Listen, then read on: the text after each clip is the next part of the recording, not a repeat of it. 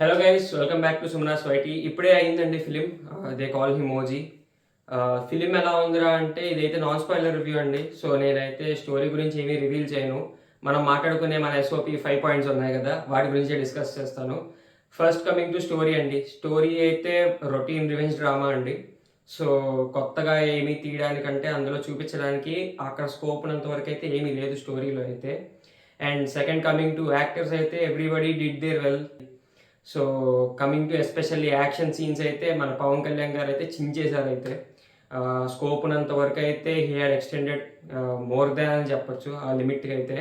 So కంప్లీట్గా ఉన్నంతసేపు action అయితే మామూలుగా ఉండదు. అండ్ ప్రియాంక గారి మీద వచ్చిన ట్రోల్స్కి అంత అనవసరం అండి. ఆవిడ స్కోప్ ఉన్నంత వరకు కూడా ఆవిడ బాగా చేశారు. And coming to supporting characters, మన ప్రకాష్ రాజ్ గారు కానీ అందరూ చాలా బాగానే చేశారండి.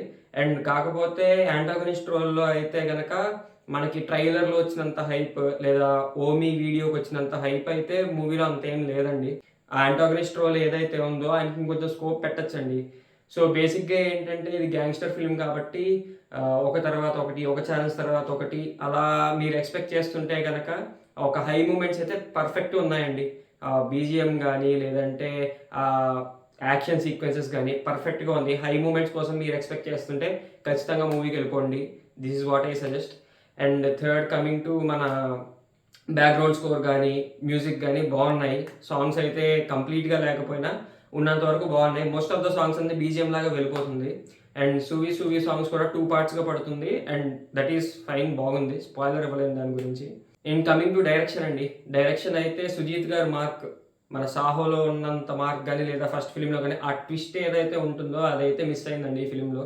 కాకపోతే కమర్షియల్గా the film is good, action పరంగా ద ఫిలిం ఈజ్ సూపర్బ్ అండి. Then coming to dialogue writing and scene writing అండి. కాకపోతే ఈ ఫిలింలో అయితే నేను స్పెషల్లీ చెప్పాలండి. సో ఏమైందంటే మనకి ముందు ఫిలిమ్స్లో కొన్ని పేర్లు తీయను. సో ఏంటంటే కంప్లీట్గా బోస్టింగ్ ఇచ్చినట్టు ఉంటుందండి ఆయన ఫిలిమ్స్లో, ప్రీవియస్గా పవన్ కళ్యాణ్ గారి ఫిలిమ్స్లో అయితే.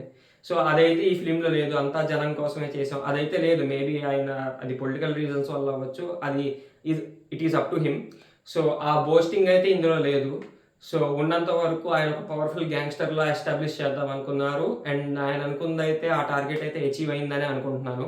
నా వరకు నచ్చిందా అంటే నాకైతే ఓకే ఇష్టానే చెప్తానండి. సో ఏదైతే ఒకవేళ యాక్షన్ సీక్వెన్సెస్ మీరు ఎక్స్పెక్ట్ చేసి హై మూమెంట్స్ కోసమే వెళ్దాం అనుకుంటే ఖచ్చితంగా వెళ్ళిపోండి. లేదు స్టోరీ ఉండాలి ఇది అంటే కనుక ఓకే ఇష్టండి, 1 టైం వాచ్ అంతే. ఇదండి ఓజీ అయితే. సో నేనైతే ఇంకోసారి వెళ్తాను. ఇంకో వీడియోలో మళ్ళీ కలుద్దాం. సెలవు.